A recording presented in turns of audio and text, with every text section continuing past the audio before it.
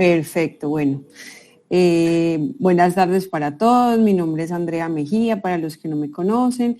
En este momento, regálame un segundo.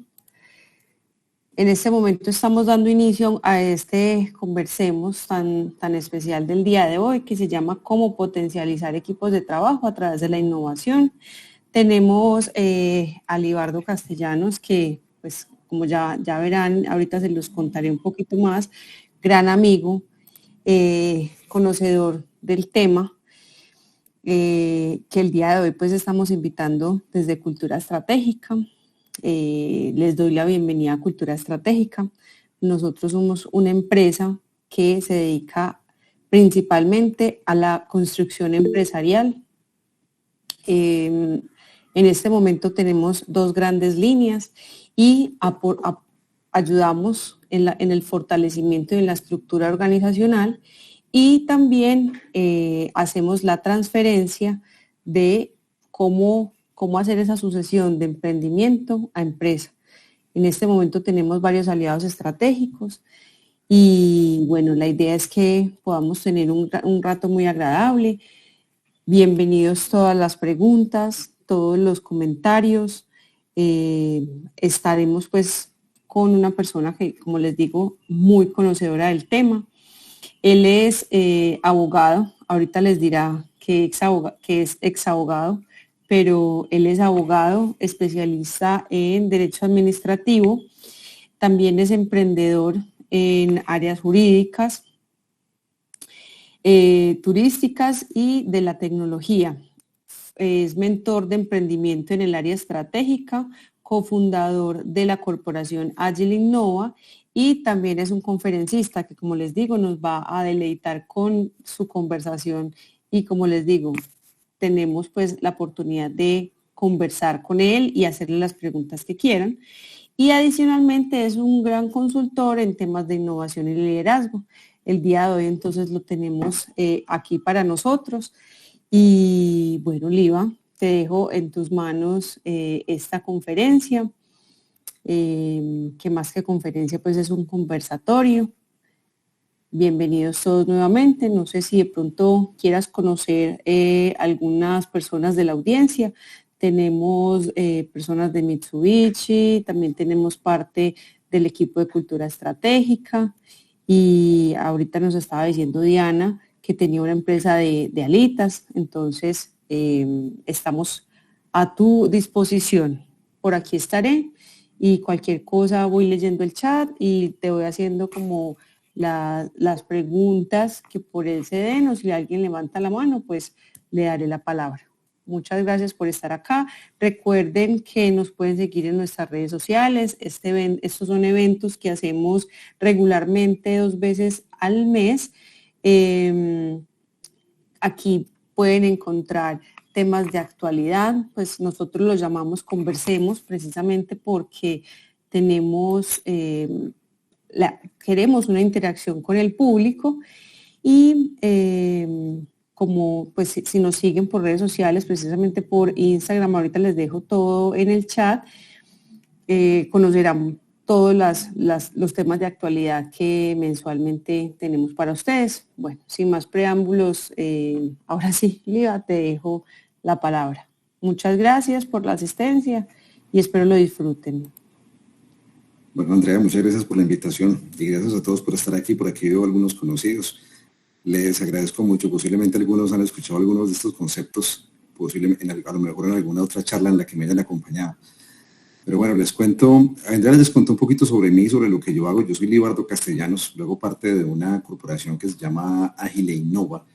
Somos una empresa que tiene 2 frentes de trabajo. Uno es relacionado directamente con la ejecución de la tecnología. Nosotros somos una fábrica de software, pero también tenemos una academia de desarrollo de software. Entonces, esos son dos frentes de trabajo que se alimentan mutuamente, porque el bootcamp o la academia de desarrollo de software es nuestra cantera. De ahí extraemos, ahí formamos el talento y extraemos el talento. Y en la fábrica de software, pues todas estas personas están ejecutando, están aplicando todos esos conocimientos que aprenden en la academia. ya hemos tenido la posibilidad de trabajar con empresas a nivel nacional e internacional y todo dentro del marco de la innovación. Tengo mucha experiencia como mentor, he estado en muchos procesos, en diferentes procesos de acompañamiento, en emprendimientos digitales, en emprendimientos de otros estilos. He tenido también la experiencia emprendedora, he tenido la experiencia del emprendedor que no se da, es decir, he tenido también la experiencia de no lograrlo. Y eso me ha dado muchas herramientas para poder contar historias como las que les voy a contar hoy. Desde hace varios años, bueno, Andrea anunció que yo soy ex abogado, sí, efectivamente, yo estudié Derecho, me gusta decir que soy desmovilizado, que me salí del ejercicio del derecho. Eso no es tan cierto, porque de hecho todavía lo ejerzo, pero no lo hago como un abogado tradicional, sino que lo hago pues para las cosas de la empresa y para las cosas nuestras, pero ya no lo ejerzo como lo ejercía antes. Tengo un hijo de 5 años. Si por casualidad llega ahorita al apartamento desde el que estoy transmitiendo, seguramente van a escuchar por ahí la vocecita o el río corriendo, entonces se los anuncio de una vez para que sepan que eso puede pasar. Me gustan mucho los viajes y me gusta mucho correr. Entonces, eso es un poco de lo que yo hago y esto, me gusta mucho lo que dice Andrea, esto no es una clase, no es una conferencia como tal, es más una charla. Y si alguien quiere levantar la mano o abrir el micrófono o escribir por el chat, no hay ningún problema, para eso estamos acá, para conversar. Y el tema que conversé con Andrea, o que le propuse a Andrea para que habláramos hoy, tiene que ver con la innovación y los equipos de trabajo. ¿Por qué pensé en esto? Porque desde hace algún tiempo, digamos que en la corporación tenemos equipos de trabajo, tenemos empleados, tenemos prestadores de servicios, tenemos proveedores y tenemos clientes. Y me di cuenta desde hace un tiempo que generalmente estamos pensando en cómo llevar la innovación al cliente. Es decir, estamos tratando siempre de agregarle valor al usuario de nuestros servicios o a nuestro comprador. Pero no es tan común que los dueños de empresa piensen en agregarle valor a las personas que están adentro de su empresa. Puede que se haga. Existen algunos programas y están los temas de talento humano, pero se podría ir más allá y se podría aplicar realmente el concepto de innovación o los muchos conceptos que están vinculados con la innovación. Se podrían aplicar también al fortalecimiento de los equipos al interior de las empresas. Y eso es parte de lo que les quiero hablar hoy. Creo que tenemos una hora, pero creo que no nos vamos a demorar tanto. Yo les traje algunas diapositivas para compartirles algunos conceptos, pero les reitero, me interesa más la conversación. Y la primera conversación que les quiero plantear es la siguiente. Y que casualmente tengo una camiseta de Volver al Futuro en esa foto que está aquí. Yo les propongo que hagamos un viaje en el tiempo. ¿Sí? Hagamos un viaje en el tiempo. Y vámonos para el año 1985. Imaginémonos allá, 1985. ¿Cómo era 1985? Bueno, era muy diferente, había tecnologías distintas, cosas que no existían, se hablaba distinto, se vestía distinto. Posiblemente algunos de ustedes vivieron esa época, posiblemente muchos de ustedes no la vivieron, pero se la pueden imaginar. Si se vieron Volver al Futuro, si se vieron Stranger Things, si se vieron Dark, posiblemente se imaginen, bueno, posiblemente se acuerden algunas cosas de esa época, o les haga rememorar algunas cosas de esa época, pues en ese caso en el entretenimiento, no necesariamente en la vida diaria. Vámonos para 1985 y ahora les hago una pregunta, o más bien les planteo un caso. Supongamos que estamos en el 85, tenemos un trabajo por hacer para mañana para el colegio. ¿Sí? Estamos en el colegio, tenemos un equipo, somos parte de un grupo o un equipo de 3 personas que tiene que presentar un trabajo mañana, tenemos que presentar una cartelera. En esa época era muy común, mucho más que ahora, hacer las carteleras en la cartulina y había que armarla y organizarla y no había presentaciones en PowerPoint ni nada parecido. ¿Sí? Había que llevar la cartelera. Entonces imaginemos que hicimos la cartelera y uno de los miembros del grupo tiene la cartelera en su casa. Y resulta que nos acabamos de dar cuenta de que cometimos un error en el trabajo, cometimos un error en la cartelera.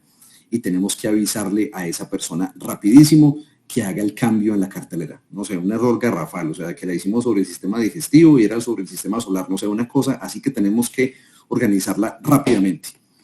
Y tenemos que avisarle. Estamos en 1985, no podemos ir hasta la casa de esa persona. ¿Quién de ustedes me dice cómo hacemos para avisarle a esa persona que tiene que hacer el cambio? Acuérdense que estamos en el 85. ¿A alguien se le ocurre? ¿Cómo le avisamos? No había teléfono fijo. Bueno. Daniel, se te cayó la cédula. Sí, efectivamente. ¿Por qué les cuento esto? Hoy en día, el teléfono fijo es casi que la última opción que las personas tienen en cuenta. Pero en esa época era una opción viable, era una opción, de hecho, era de las primeras que a uno se le podían ocurrir. Entonces, mire que la respuesta es mucho más sencilla de lo que uno se imagina. No, a veces yo cuento esta historia, a mí me gusta mucho contar historias y a veces cuento historias como estas en otros espacios. Alguna vez la conté en una universidad y me decían, no, pues le mando una carta. No, pero es que mira que no me da tiempo. O no, mira, es que ¿cómo hago? No, o sea, no había forma de pensar cómo, o sea, como que no se ocurrían ideas sobre cómo podía ser el envío de un mensaje o la entrega de un mensaje, cuando es tan sencillo como que, hombre, sí, en esa época existía el teléfono fijo. Listo. Ahora pensemos en algo. Seguimos en 1985. ¿Cómo hacía uno si necesitaba llamar a una casa y uno necesitaba que alguien le respondiera el teléfono fijo? Recuerden que los celulares sí podían existir, pero eran muy poco comunes, además de costosos. Entonces, lo más común era llamar a las personas a un teléfono fijo. ¿Cómo hacía uno para asegurarse de que en ese lugar donde estaba ese teléfono fijo, hubiera alguien para responder? ¿Cómo se imaginan ustedes que hacía uno para asegurarse de que hubiera alguien allá que le respondiera la llamada? No, pues no, nadie se lo aseguraba. Si no le contestaban, no había nadie. Había una forma, no se aseguraba al 100%, pero sí por lo menos generaba cierto nivel de certeza. También más sencillo de lo que uno se imagina, era llamar por la noche. Llamar en la noche. En esa época era muy común que cuando uno necesitaba hablar con alguna persona, la llamara a su casa en la noche. ¿Por qué? Sencillo, pues porque era mucho más probable que en esa casa en la noche hubiera personas. ¿Por qué? Porque llegaban de trabajar, porque ya estaban allá en el momento familiar, etcétera. Entonces miren cómo en esa época era muy distinto como era ahora. En este momento es curioso, cuando a uno lo llaman después de las 7:30 de la noche o de las 7 de la noche, lo primero que a uno le dicen es, hombre, mira, perdóname por llamarte hasta ahora, o sea, como si fuera un pecado, ¿no? Pero ya de mucha confianza, pues no hay ningún problema, pero uno como que se limita de eso, de hacer ese tipo de cosas, de contactar a una persona fuera del horario normal o del horario habitualmente laboral. En esa época no era así. En esa época era muy común que a las personas se les llamara a su casa por la noche. Recuerden que estamos allá en 1985. Listo. Si nos venimos un poquito para acá, un poquito más en el tiempo, hacia acá, recuerden que estamos en el DeLorean, estamos en la máquina del tiempo, nos venimos un poquito para acá, estamos en el 85, digamos que nos venimos para el 89, 90. Empezaron a aparecer unos aparatos unos aparatos que permitían recibir mensajes. ¿Sí? Viper. Permitían recibir mensajes, así es. Pero ojo con esto, esos primeros Viper que llegaron, eran unos aparatos grandísimos, eran unos cubos. Yo les confieso una cosa, yo de esos que les voy a contar, solamente los vi en fotos o los veo ahora en internet. Yo nunca vi uno de esos en vivo. Esos aparatos eran un cubo grande y tenían una pantalla chiquita, y en esa pantalla chiquita solamente se proyectaban dígitos, o sea, números, no letras. No aparecían letras en esa pantalla, solamente aparecían números. Entonces a una persona le llegaba un mensaje a ese aparatico y le aparecía un número. ¿Quién de ustedes me cuenta qué significaban esos números?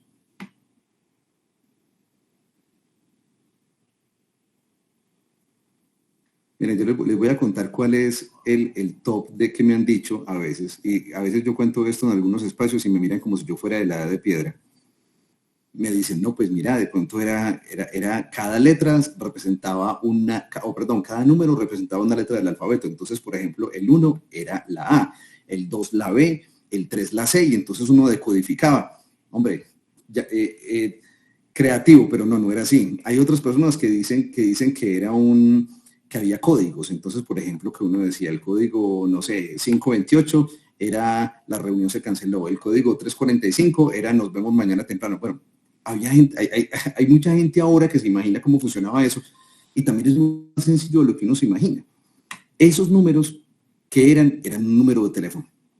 Eran un número telefónico, tan sencillo como eso. Entonces, cuando una persona recibía un mensaje en ese aparato y ese mensaje tenía una serie de números o tenía un número ahí, pues entonces lo que eso representaba era, mira, llama a este número, llámate a este número telefónico que allá te va a contestar alguien que te necesita y te va a decir algo. O sea, todavía no se envió el mensaje, solamente era para encontrar a la persona. ¿Listo? Imagínense, seguimos allá en el 89-90, o sea, imagínense la siguiente escena ya en esa época, pues estamos en una comida familiar, están presentando así al nuevo novio de la hija, de la casa, y estamos en esa época, ¿no? Y entonces, de repente, ¡pum!, suena algo en la mesa. Y entonces el nuevo novio de la hija se levanta y dice, ay, qué vergüenza con todos ustedes, qué pena con ustedes, hombre, este aparato que no me deja tranquilo. Mentiras, que él por dentro estaba súper orgulloso porque le había sonado el Viper y se habían dado cuenta de que tenía Viper. Y la familia alrededor estaba con la boca abierta diciendo, este muchacho tiene Viper, es el hombre que necesita nuestra hija. ¿Por qué? Porque si tenía Viper es porque era importante, porque si tenía Viper era porque tenía porque tenía una profesión que hacía que fuera tan necesario encontrarlo rápidamente que tenían que encontrarlo de cualquier manera y él tenía un aparato para que lo encontraran. Y entonces, ¿qué hacía esta persona? Resulta que él decía, ustedes por favor me permiten un teléfono fijo o su teléfono, pues, me permite su teléfono para llamar a este número porque me están necesitando yo urgentemente. Pues resulta que toda la familia entera se levantaba y lo llevaba así como un santo de Semana Santa y lo llevaban hasta un sitio que era una silla para hablar por teléfono y posiblemente en las casas de sus abuelas todavía existe esa silla. Sí, en esa época existía una silla especial para hablar por teléfono. Ahora, así como en las casas, un comedor, hay un sofá, había una silla para hablar por teléfono, dedicada, diseñada para hablar por teléfono. ¿Y cómo era esa silla? Pues tenía un lugar para sentarse, tenía como un cajoncito para guardar ahí una libretica de notación y lapicero para tomar mensajes cuando alguien llamaba, y tenía una mesita pegada a la silla para poner ahí el teléfono. Y si alguien iba a hablar por teléfono, iba y se sentaba allá en esa silla para hablar por teléfono. Y así era como se hacía en esa época. Listo, si nos venimos un poco más hacia acá, recuerden que estamos viajando en el tiempo, nos venimos un poco más hacia acá, venimos más o menos ya cercanos a los 2000. Seguían existiendo los Viper, pero ya esos Viper eran diferentes. Ya esos Viper eran un poquito más pequeños, pero además de que eran más pequeños, tenían una pantalla un poquito más grande, y esa pantalla un poquito más grande sí permitía proyectar letras, sí permitía proyectar mensajes escritos. Entonces ahí ya uno sí, ya no le daban el número de teléfono, que alguien alguna vez me dijo que ese Viper con el número de teléfono era como el tatarabuelo de la llamada perdida, y sí, más o menos, pero sino que en esa época era muy caché. Sí, o sea, en esa época era un símbolo de estatus, ahora ya no tanto, pero ya cuando apareció este otro Viper, resulta que este Viper sí permitía enviar el mensaje. Y esos Viper, la mayoría tenían 3 botones, y uno era para prenderlo. ¿Ustedes recuerdan cómo se mandaba un mensaje a uno de esos Viper? ¿Cómo hacía uno para enviar un mensaje? O sea, esos Viper eran solo para recibir, claramente no eran para enviar mensajes. Solo servían para recibir mensajes. ¿Ustedes recuerdan cómo hacía uno para enviar un mensaje a uno de esos Vipers? ¿Alguien se acuerda? ¿O a alguien le tocó? ¿O alguien tuvo? Resulta Tenía que llamar a una operadora. Exacto. Resulta que cada Viper pertenecía a una empresa. ¿Sí? Entonces, cuando una persona compraba un Viper, se lo compraba a una empresa operadora de Viper. Y esa empresa operadora de Viper tenía un número de teléfono fijo asignado para todo el mundo. Era el teléfono fijo de esa empresa de Viper. Y a cada aparatico se le asignaba un código. Entonces, cuando alguien compraba un Viper, pues entonces uno le decía a todos los amigos y a la familia, vea, compré un Viper en tal empresa. El número es tal, el número fijo. Y el número del código de mi aparatico es tal código de aparatico. Ah, listo. Entonces, cuando alguien quería mandarle un mensaje, la persona que quería enviar el mensaje tenía que irse a un teléfono público, un teléfono fijo, muchas veces un teléfono público, llamar a esa empresa al número fijo y le contestaba alguien de verdad. O sea, le contestaba una persona. ¿Sí? Una persona de verdad le contestaba a uno. Y le decía, bueno, bienvenido a la empresa tal. Dígame qué quiere enviar. Ah, no, pues mirad, quiero enviar un mensaje, por favor, al Viper número 5828. ¿Sí? Y le decían, listo, ¿qué quiere hacer? ¿Qué le quiere enviar? Y uno le decía, no, pues mira que mañana la reunión no va a ser a las 8 de la mañana, sino que va a ser a las 9 y no va a ser en la oficina tal, sino en la oficina tal. Listo, y uno escuchaba que tecleaban. Sí, uno escuchaba que la persona escribía el mensaje. Cuando la persona terminaba de escribir el mensaje, le preguntaba a uno, ¿quiere decirle algo más? No, tranquilo, señorita, señor, no hay ningún problema. Así está bien completo el mensaje. Le decían enter y el mensaje se iba. No existía ni el doble chulito, ni el chulito azul, ni nada de eso. Eso si llegó, uno se daba cuenta que llegó porque al otro día la persona aparecía en el sitio correcto y la hora correcta. Pero uno no se daba cuenta si el mensaje había llegado o no. Y cuando uno cuenta hoy en día que había que enviar mensajes de esa manera, con un intermediario, o sea, que había que llamar a una persona, dictarle el mensaje y que esa persona se lo enviaba, ahí sí que me lo miran a uno como si no fuera un cavernícola. ¿Sí? Y eso no fue hace tanto tiempo, eso fue hace poco más de 20 años. Hoy en día, si queremos enviar un mensaje escrito a una persona, ¿qué medios podríamos utilizar? Yo pienso que la respuesta se hace difícil. ¿Cómo? Dime. No, que muchísimos, porque uno tiene el Instagram, el WhatsApp, Telegram, correo, puede escribir por el chat de Facebook, el chat de Instagram, pues, o sea, tiene muchas opciones. Exacto, mire, la respuesta se hace difícil justamente porque hay muchas opciones. Entonces, lo que antes era, miren que fuimos yendo de momentos más difíciles a cómo se fue haciendo más fácil el envío de un mensaje. Estamos por allá en el 85, había que hacer una vuelta para enviar un mensaje. Ya nos fuimos viniendo, había que hacer otra vuelta, de pronto un poquito menos estructurada, pero más sofisticada para enviar el mensaje. Y cada vez que nos vamos acercando a la época actual, nos damos cuenta que es más fácil lograr la tarea. Cada vez que pasamos algún momento de estos, como los que les acabo de describir, nos damos cuenta que podemos alcanzar un resultado con menos trámite o con menos esfuerzo o más bien optimizando los recursos. Llegamos a un resultado igual o un resultado mejor, pero de una mejor manera. Cada uno de esos momentos que les acabo de describir es un momento que se llama innovación disruptiva. Todos esos momentos, o sea, cada vez que nosotros somos capaces de lograr un resultado igual o mejor que el resultado que alcanzábamos antes, pero de una manera optimizada, ya les voy a decir de qué manera optimizada, estamos hablando de innovación disruptiva. Y les hago todo este marco porque justamente lo que yo quiero plantearles hoy es que aprendamos a dirigir estos conceptos de innovación a nuestros equipos de trabajo para hacerlos más eficaces, para lograr que nuestros equipos de trabajo se optimicen también. Entonces, primero que uno quería hacer el marco de la innovación para después enfocarme en lo que realmente, para finalizar más bien con lo específico de la charla. Entonces, miren cómo cada vez, y aquí digamos que tomé un ejemplo, que es el ejemplo del envío de mensajes o el ejemplo de la comunicación, que es algo que es muy evidente en la innovación, o más bien hace muy evidente la innovación. Cada uno de esos momentos es un momento de innovación disruptiva. Y frente a la innovación disruptiva, digamos que ya aquí les estoy contando qué es lo que realmente, cuál sería, no me gusta decir definición, pero más bien cuál sería el contexto del concepto.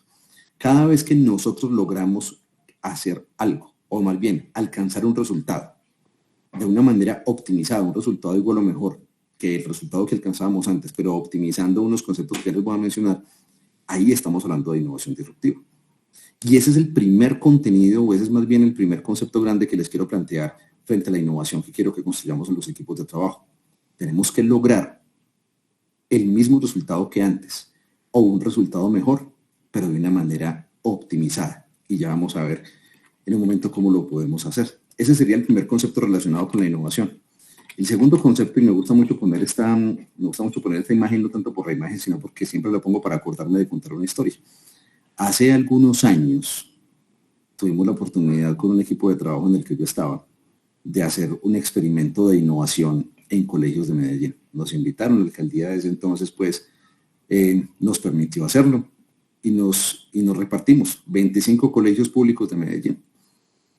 Nos repartimos. Lo que queríamos era llevar algunos conceptos de innovación. Queríamos contar cómo funciona la innovación aplicada, no la innovación en la teoría, sino realmente cómo llevar el concepto de la innovación a la práctica. Y empezamos a darnos cuenta de que si le hablábamos de esto a personas que estaban en grado noveno, lo recibían de una manera mucho más fácil que personas que estaban un poco más adultas. ¿Por qué? Pues porque no tenían, digamos que no tenían un concepto previo. Entonces, cuando les hablamos de estos muchachos muy jóvenes, era nuestra teoría. Lo recibieron sin ningún problema, lo recibieron y lo aplicaron pues, en nuestro concepto de una manera mucho más sencilla. Pasó una cosa en un colegio. Resulta que uno de los colegios que a mí me asignaron fue un colegio femenino en Medellín, en el centro de Medellín. No me acuerdo cómo se llamaba el colegio. En todo caso, me tocó irme para allá. Yo iba pues con un equipo de trabajo. Llegamos y dimos una charla sobre innovación al comienzo, sobre necesidades, sobre valor, sobre el cliente. Hablamos de todos estos conceptos en la primera clase. En la segunda, no era una clase, era como un taller, pues más bien. En el segundo taller hablamos sobre conceptos de prototipado. Entonces ya había unas personas, ya ellos habían identificado una necesidad, ya lo que tenían que hacer era empezar a prototipar soluciones. Resulta que unas señoritas de este colegio identificaron una necesidad que me pareció muy interesante. Esas señoritas se dieron cuenta de que cuando ellas salían al descanso, esto fue hace como 12 años, o sea, que tengan en cuenta que no teníamos la tecnología que tenemos ahora. Resulta que cuando estas señoritas salían al descanso, no podían escuchar bien música. No podían escuchar bien música. Resulta que ellas querían escuchar la música desde el celular y en el descanso pues había mucho ruido, o a lo mejor era un campo, un espacio muy abierto y no escuchaban bien. Y ese era el dolor que ellas tenían. Pues era un dolor que para ellas era relevante. Se dieron cuenta que no solamente tenían ellas ese dolor, sino que había otras personas también en el colegio que tenían un dolor parecido. Entonces vieron que era un dolor relevante, que era un dolor pertinente, que era un dolor común a muchas personas. Básicamente, ¿qué quería decir eso? Pues que valía la pena intentar proponer una solución para ese dolor, un aliviador para ese dolor. Ya en la parte de prototipado y en la parte de construcción de valor y de producto, ellas empezaron a verificar de qué manera podían solucionar ese dolor o aliviar ese dolor. Intentaron muchísimas cosas. Me acuerdo que eso fue una experiencia muy bacana porque ellas realmente estaban centradas en la solución, más bien estaban centradas en el usuario, o más bien estaban centradas en la necesidad del usuario, no tanto en una solución que ellas quisieran construir. Ellas querían realmente aportarle valor a las personas. En algún momento ellas se dieron cuenta que funcionaba muy bien poner el celular sonando en el lavamanos. Si ustedes ponen el celular en el lavamanos funciona como un amplificador. Obviamente no es un amplificador pues súper potente, pero pues funcionaba como amplificador. Luego resulta que ellas no podían esperar que todas las personas se fueran al descanso a escuchar música en el baño con el celular en el lavamanos. Eso no era implementable. Pero se dieron cuenta, seguían experimentando, se dieron cuenta que seguramente ustedes han visto el rollo de cartón que queda al final del papel higiénico. Si ese rollo de cartón a ciertos equipos, a ciertos celulares, se le pone en la parte del amplificador, funciona como amplificador. No es un gran amplificador, pero alivia parte del dolor.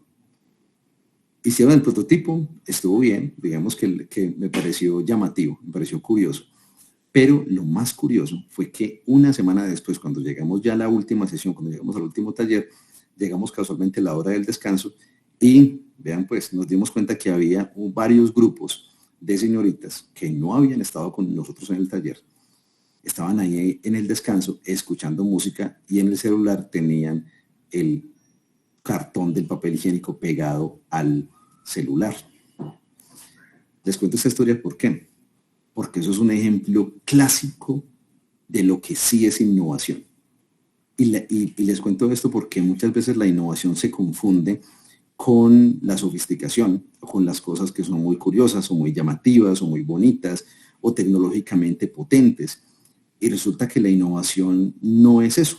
Es probable que algo que sea innovador cuente con algunas de esas características, pero el hecho de que esas características estén presentes en algo no quiere decir que ese algo sea innovador.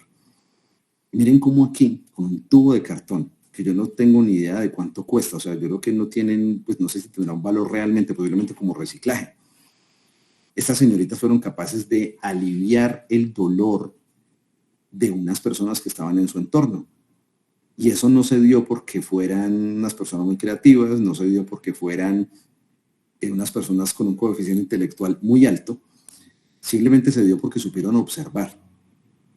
Y aquí en el mundo de la innovación, en el concepto de la innovación, es muy importante tener empatía, es muy importante acercarse a verificar realmente cuál es la necesidad o cuál es el dolor de nuestro entorno, para saber de qué manera podemos aplicarle una solución o para saber de qué manera podemos agregarle valor, incluso de una manera tan simple como la de este ejemplo. Ya vimos entonces qué es el concepto de innovación a grandes rasgos, como lo vimos en el ejemplo anterior.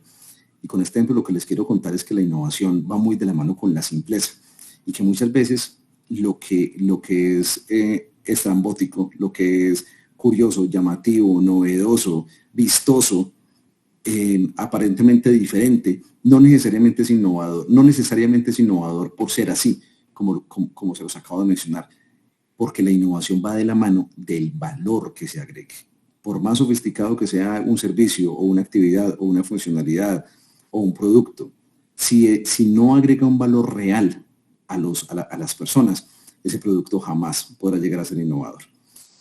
Entonces llevamos dos conceptos: el concepto de innovación como la forma de lograr un resultado mejor o igual al que tenía antes, pero de una manera optimizada. Y el segundo es el concepto del valor. Solamente hay innovación si esa innovación agrega, o más bien solamente hay innovación si esa actividad, esa acción, ese producto, esa funcionalidad, ese servicio le agrega valor a alguien. Y para agregarle valor a alguien, pues necesito saber en qué área se la voy a agregar. Listo. Yo que ahí siempre me equivoco con esta pregunta que voy a hacer. Aquí hay alguien que sea de una región diferente, que no sea, nosotros estamos en Medellín, hay alguien que no sea de Medellín o de por aquí cerca. Levantaron la mano. Dale. Sí, buenas noches, mucho gusto, mi nombre es Carlos Rodríguez, sí, efectivamente, yo soy del departamento del Tolima. Ah, perfecto, yo soy del Quindío. Algo vecinos. Yo soy del Quindío, un poquito vecinos. Sí. Les quiero contar, les cuento todo esto, ¿por qué? Porque se resulta que yo llegué a Medellín, yo voy a cumplir 11 años viviendo aquí en Medellín, 11 años, yo aquí ya vine, ya me casé, ya me reproduje, ya soy muy de acá, ¿sí? Es curioso porque cuando pues aquí yo no tengo un acento tan paisa como mi esposa o como mi hijo, por ejemplo, que sí son re paisas. Entonces es curioso, las personas que son de acá muchas veces identifican que yo no tengo un acento tan marcado como la gente de Medellín. Y cuando yo voy a Armenia, que es de donde yo soy originalmente, me dicen que estoy muy paisa. O sea, ya quedé ahí como en el limbo, como que ya no tengo ni el acento de allá, ni tampoco tengo tan marcado el acento de acá. Es curioso, yo llegué a Medellín hace 11 años. Y recuerdo que mi novia, que ahora es mi esposa, la que era mi novia, que era mi esposa, trabajaba en Bancolombia. Y los que conocen Medellín, pues bueno, ahí está el edificio de Bancolombia Industriales, ¿sí o no? La Dirección General de Bancolombia. Ella tenía que ir a reuniones en ese edificio, creo que era todos los miércoles. Entonces recuerdo que yo la llevaba y la recogía, entonces yo la llevaba temprano, como a las 7:30 de la mañana, y la recogía después a las 5 y pico de la tarde. Y yo vi una cosa que me pareció muy curiosa. Y pregunto quiénes no son de acá, porque a las personas que son de acá, de Medellín o de una ciudad muy grande, generalmente eso no les pasa. Pero yo que vengo de una ciudad de menos de 300.000 habitantes y llegué a Medellín, a mí sí me pasó eso. Resulta que yo llegué y empecé a ver a los empleados que estaban entrando a Bancolombia. Pues yo todos los días que llegaba ya a llevar a Cata, pues entonces yo veía a la gente entrando allá. Y me parecía muy curioso lo que pasaba, especialmente con las mujeres que entraban a Bancolombia.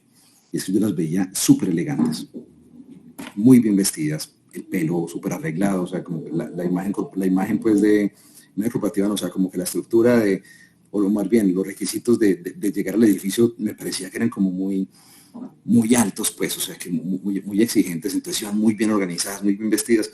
Y pues una cosa que me parecía curiosa era que llevaban una mochila, o sea, llevaban un morral así con las dos tiras. Yo me imagino que llevaban el portátil, ¿sí o no? Entre otras cosas. Pero estaban llenas de paquetes. Entonces tenían aquí en el codo, tenían en el bolso, en el mismo brazo, tenían aquí un vaso con el café o con el agua o con el jugo o con lo que tuvieran ahí. Al otro lado tenían 2 bolsas de tela. ¿Sí? 2 bolsas de tela, una en el hombro y otra en la mano. Con el tiempo yo me di cuenta que generalmente la que va en el hombro es donde llevaban el almuerzo. cosa que a mí también me pareció curiosa. ¿Por qué? Porque resulta que en Armenia la gente puede ir a la casa a almorzar. Es muy sencillo. ¿Por qué? Porque los recorridos son de 10 o 15 minutos. No hay tacos como los que hay en Medellín de tráfico, pues. Entonces la gente puede salir de la oficina tranquilamente a las 12 del día, va a la casa, almuerza, hace una siesta, se devuelve y llega temprano. A la oficina. Entonces miren de qué manera, pues a mí me pareció muy curioso que ya trajeran el almuerzo, pero lo que me pareció más curioso fue lo otro. Resulta que lo que traían en la otra bolsa eran unos zapatos de cambio. Porque resulta que aquí se ponían los tacones 10 metros, 100 metros antes de entrar, una cuadra antes de entrar a la oficina, se ponían los tacones y guardaban los zapatos de cambio en la bolsita. Y al finalizar el día era al contrario, salían los tacones y se ponían los zapatos de cambio y se iban. ¿Por qué? Pues porque tenían que tomar el transporte público, tenían que caminar o subir lomas. En Medellín hay un montón de lomas, en Armenia casi no hay lomas. Entonces miren que aquí yo me empecé a dar cuenta de que las personas identifican diferentes valores o diferente valor o tienen diferente dolor, también dependiendo de su entorno. Miren cómo cuando una persona, es probable que una persona de una ciudad como Armenia o de una ciudad no tan grande como Medellín, jamás se le hubiera ocurrido una solución como esta que estoy planteando aquí en pantalla. ¿Por qué? Porque no ve el dolor. Porque resulta, señores, que el valor también depende del entorno en el que vivan las personas. Entonces la forma de innovar, además de empezar a identificar cuál es el valor para las personas, o más bien como forma de identificar cuál es el valor que yo tengo que llevar a mis equipos de trabajo, pues también tiene que estar de la mano con el entorno de las personas. Todo este marco lo quiero llevar al concepto que les quiero plantear. Cuando yo estaba en el colegio, no sé si a alguno de ustedes le pasó, nos enseñaron el tema de los 10 mandamientos. ¿Sí? Cuando le enseñan, yo no sé si todavía lo enseñan. Los 10 mandamientos le decían a uno, los 10 mandamientos, eso es de catolicismo, ¿no? Los 10 mandamientos son 10, pero usted con los primeros 2 ya está listo. Esos son los que usted aprende, no hay ningún problema, está bien.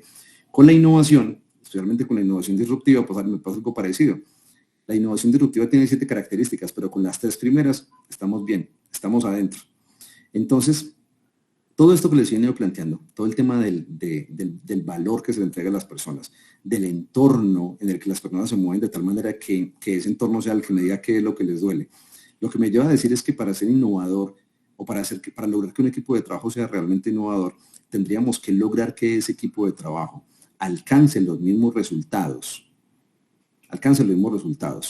que alcanzaban antes, o un resultado mejor, pero de forma optimizada. Pero entonces bueno, la optimización o la agregación de valor se debe dar básicamente en tres conceptos, que son el concepto de tiempo, espacio y energía.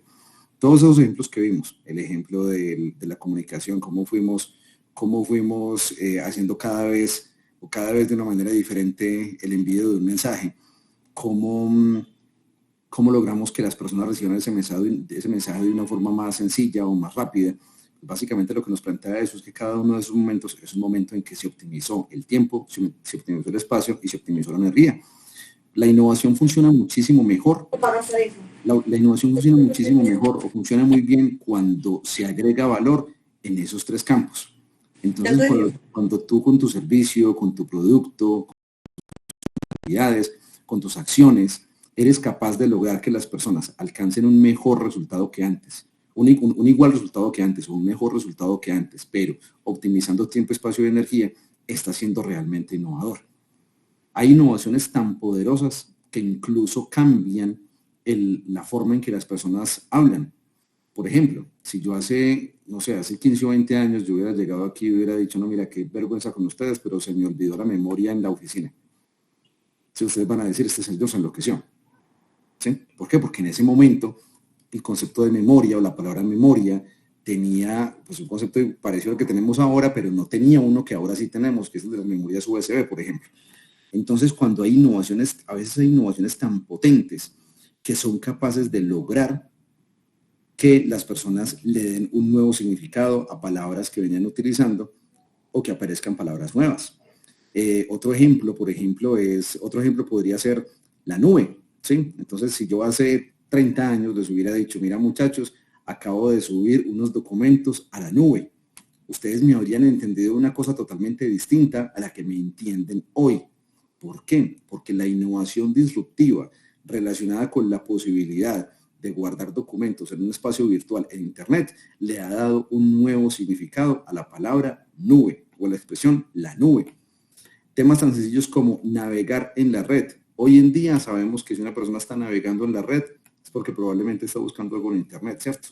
Pero hace unos años antes de que apareciera esa innovación disruptiva que trajo el Internet, pues si alguien hablaba de navegar en la red, posiblemente una persona se iba a imaginar que esa persona realmente estaba navegando sobre una red, que era algo que no tendría mucho sentido.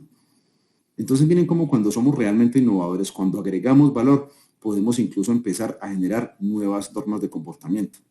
Y siempre me gusta poner un ejemplo, y con esto ya casi vamos cerrando, que es el ejemplo del rollo de 24. Si yo les digo a ustedes que alguna vez me fui de paseo con un rollo de 24, algunos de ustedes me entenderán una cosa y otros me entenderán otra cosa. Pero lo que yo me refiero con esto es que alguna vez o anteriormente utilizábamos para nuestras fotos rollos fotográficos en cámaras diseñadas para tomar fotos utilizando rollos fotográficos. Resulta que en ese momento, cuando uno iba y tomaba la foto, pasaba mucho tiempo entre el momento en que uno tomaba la foto hasta el momento en que uno la veía. Si uno se iba de viaje, no sé, a Cartagena y uno quería tomarse una foto allá en el fuerte de San Felipe, pues entonces se cuadraba la gente para la foto, se tomaba la foto y uno no veía la foto ahí en ese momento. Uno tenía que esperar mucho tiempo, tenía que volver del viaje. Cuando ya se acababa el rollo, era que uno podía ir a convertirlo en fotos, que es el proceso de revelado. ¿Y cómo era eso? Uno tenía que llegar, quitarle el rollo a la cámara, salir a un centro comercial donde hubiera un laboratorio como Foto Japón o algo así. Uno llegaba y entregaba el rollo allá y le decían, no, mira, sí, ven dentro de 1 hora y media, 2 horas, que aquí te tengo tus fotos ya reveladas. Uno mientras tanto iba a dar una vuelta, se tomaba un café, yo hacía vueltas en el banco, se comía un helado, hablaba con alguien y al rato volvía y ya estaban ahí las fotos, ¿sí? ¿Y cuánto tiempo se gastó? Muchísimo, ¿sí? ¿Cuánto espacio se recorrió? Pues miren todo lo que se acaba de contar aquí rápidamente. ¿Y cuánta energía se consumió? Muchísima. Energía de personas y energía de aparatos se gastó en todo ese proceso.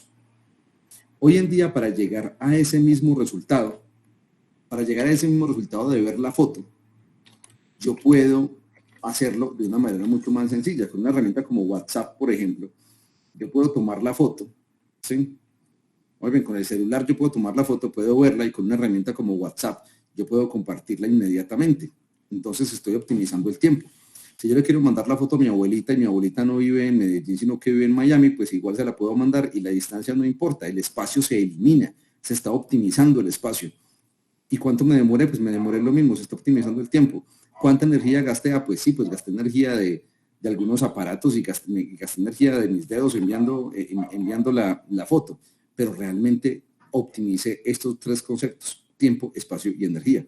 Cuando yo estoy siendo realmente innovador, es porque estoy logrando que las personas alcancen un resultado igual al que alcanzaban antes o un resultado mejor, pero con mejor uso del tiempo, el espacio y la energía. ¿Y cómo llevamos esto? Ya pues unos ejemplos de lo que sí es innovador y lo que no es innovador, que yo creo que no vale la pena tomarlos, sino que más bien nos enfoquemos en esto. ¿Cómo los llevamos para lograr que un equipo de trabajo sea realmente innovador? Aplicando estos conceptos que generalmente se aplican a los clientes o a los usuarios, pero a nuestro equipo de trabajo. Si somos capaces de hacer un perfil de cliente en nuestro equipo de trabajo, vamos a empezar a identificar, y aquí pues les pongo la referencia, que esto es básicamente otra conferencia, pero les dejo aquí la referencia, como la pueden buscar en internet. Ustedes pueden buscar perfil de cliente o diseño de propuesta de valor en internet, o market fit en internet, y van a encontrar conceptos que les van a ayudar a construir esto. Mi propuesta es que dentro de los empleados que tengamos en nuestro equipo de trabajo, hagamos un perfil de cliente, es decir, que los tratemos como si fueran el cliente de nuestro producto y que aprendamos a identificar realmente qué es lo que estas personas están necesitando, qué es lo que les duele y qué es lo que esperan recibir. Hay unos tutoriales muy interesantes en internet, reitero, si ustedes buscan en YouTube cómo hacer un perfil de cliente, ahí lo van a encontrar. Y este perfil de cliente generalmente se hace, reitero, para los clientes externos, no para los empleados. Si lo hacemos para los empleados, vamos a empezar a identificar valores que podemos agregar para que estas personas logren mejores resultados que los que tenían antes, optimizando tiempo, espacio y energía. Y con todo esto, digamos que yo, con el análisis que hice del proceso de innovación, yo planteo que un empleador debería hacer 5 cosas, y ya con esto termino. Debería hacer 5 cosas para lograr aplicar la innovación en sus equipos de trabajo. Lo primero es hacer un análisis de cargas. Muchas veces esto se hace para los usuarios, pero reitero, no se hace para los empleados. ¿Y qué es un análisis de cargas? Pues hombre, tú deberías empezar a revisar dentro de tu esquema de trabajo, deberías empezar a revisar dentro de tu flujo de actividades en la empresa, cuáles son las actividades o cuáles son los momentos que están siendo más difíciles para tus empleados. ¿Cuáles son esos puntos en donde se están presentando más errores? ¿Cuáles son esos puntos en donde a los que los empleados posiblemente incluso le están presentando excusas o están sacándole el cuerpo, como decimos muchas veces, están dejando de hacer las cosas? Si tú haces ese análisis de cargas, es bastante probable que cuando identifiques esos puntos que son dolorosos para los empleados, seas capaz de agregar valor en alguno de esos puntos. ¿Valor en qué? En tiempo, espacio y energía. ¿Cómo se logra esto? Automatizando todo lo que sea automatizable. Y aquí no solamente estoy hablando de inteligencia artificial o de herramientas pues que ahora están tan de moda, no nos vayamos tan allá. Hay herramientas que ya llevan mucho tiempo, que están ya arraigadas, pero que yo siento que no están siendo utilizadas de buena manera. WhatsApp Business, por ejemplo. ¿Sí? WhatsApp Business, la versión Business de WhatsApp es igualmente gratuita.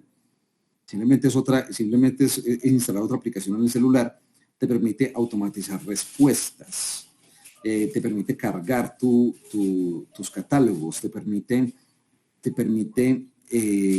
permite generar respuestas cortas, automáticas que evitan mucho tiempo, o como más bien que ahorran mucho tiempo. Y yo siento que la gente no lo está utilizando de buena manera. Algo tan sencillo como Google Drive, como tener documentos compartidos para evitar tener que enviar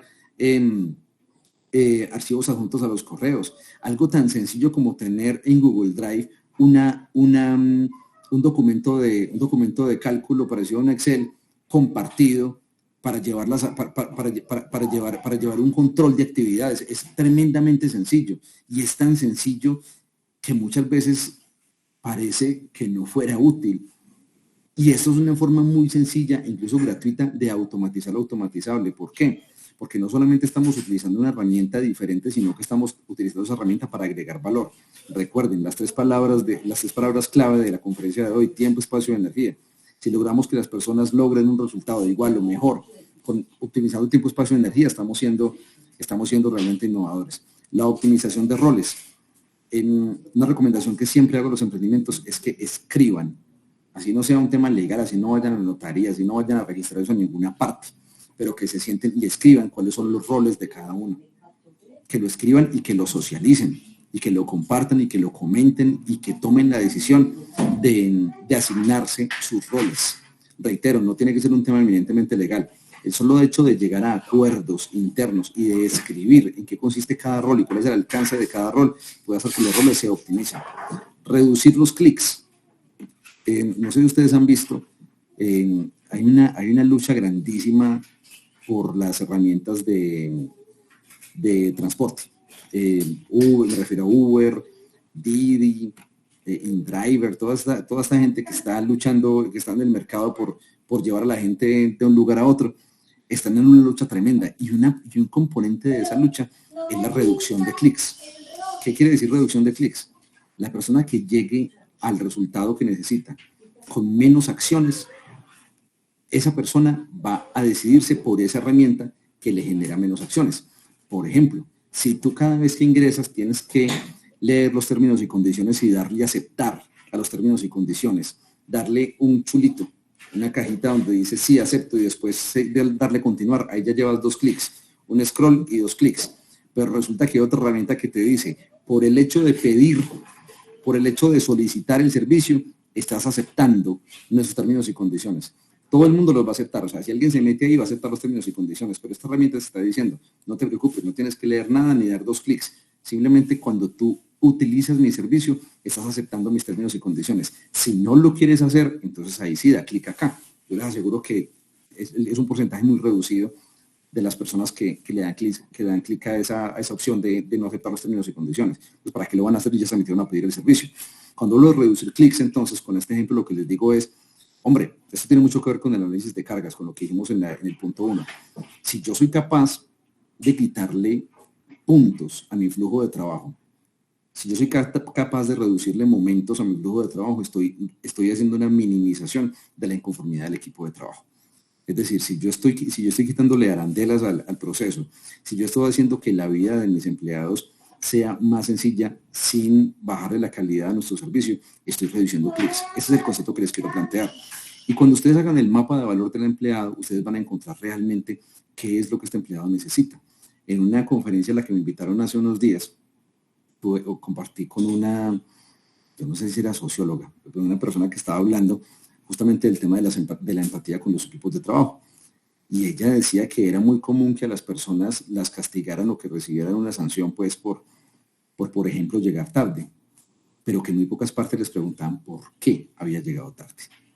Que en muy pocas partes les preguntaban qué era lo que había pasado. Hombre, mira, ¿estás bien? ¿Qué te pasó? ¿Cómo te ayudo? ¿Sí? ¿Tienes un inconveniente en tu casa que no te permite salir más temprano? Vení, hombre, conversemos. Eso es muy poco común. Y esta persona en esta charla decía que si uno se centrara más en el valor que está buscando el empleado, es mucho más probable que el resultado con los clientes sea mucho más eficaz, sea un resultado incluso mucho más rentable. Richard Branson, que es este emprendedor británico que es el dueño de Virgin, dice que es más importante, o que el primer cliente de él son los empleados de la empresa. ¿Por qué? Porque los empleados de la empresa son los que mantienen a los clientes, son los que traen y son los que trabajan y gestionan a sus clientes. Entonces que él se concentra mucho más en que sus empleados estén felices, porque al tener a sus empleados felices, él va a lograr que sus clientes también lo sean. Entonces mi recomendación ya final es que ustedes sean capaces de identificar a través de la empatía cuáles son los dolores, cuáles son las necesidades, cuál es el entorno que tienen esos empleados, y que lleven el concepto de innovación disruptiva, logrando que esos empleados alcancen resultados potentes, optimizando tiempo, espacio y energía. Este era el mensaje que les quería entregar hoy. Obviamente es un mensaje muy resumido realmente, porque pues esto es un concepto muy amplio, pero pues espero que les sea de valor, y obviamente si tienen cualquier duda, yo estaría atento para aclararla o para complementarla. Muchas gracias, Libardo. Excelente presentación. Estoy de acuerdo contigo. Realmente, pues, me uno como a lo último con lo cual cerraste esta charla frente al tema de los empleados, porque esa principalmente es como la generación de valor de las empresas nuestras hoy en día, porque a partir de ahí es que generamos la cultura organizacional, empezamos a crear ese gobierno corporativo, tener a los empleados dentro de la empresa por mucho tiempo genera mayor estabilidad, genera una posición, digamos, mucho más, digamos, más constante, y nos genera menos movimiento y menos inversión en nuevas personas. Me refiero a que tener a alguien ahí que esté contento, que esté bien remunerado, que sea tenido en cuenta, eso genera mucho más valor para la empresa que estar en constante movimiento. Eso no quiere decir que vamos a dejar de tener nuevos talentos, pero sí conservar a los que tenemos es muy importante y es de gran valor, porque eso finalmente es lo que nos da esa estabilidad y esa tranquilidad empresarial. Entonces me uno mucho con lo que cierras. Para nosotros es bien importante generar equipos de trabajo constantes y tenerlos contentos, porque finalmente nosotros trabajamos es con personas, no con máquinas, y todas estas personas tienen al interior unas necesidades y están en el mundo por algo igual a nosotros. Entonces es muy bueno empezar como a coordinar, y yo, por ejemplo, eso lo trato de hacer una vez al año, dos, dependiendo pues como de las actividades, coordinar esas metas personales de las personas que trabajan con nosotros con el lineamiento de la empresa, porque así uno se da cuenta si la persona va a trabajar por unos meses o si va a trabajar ojalá para toda la vida, pues porque eso nos ayuda mucho pues como con esa sinergia y creando equipos de trabajo que cada vez sean pues digamos más holísticos. Entonces me gustó muchísimo, muchísimo, muchísimo tu conferencia, te agradezco enormemente tu tiempo.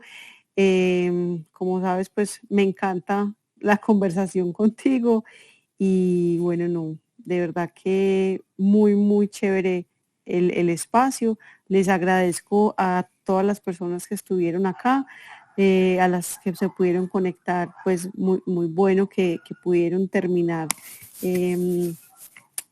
con la conferencia y los esperamos pues en el futuro. Ya saben que en nuestras redes sociales pueden estar permanentemente encontrando todos esos casos de actualidad que les sirven seguramente para sus empresas. Y hasta la próxima entonces, feliz noche, gracias Liva nuevamente y que estén muy bien. Muchas gracias.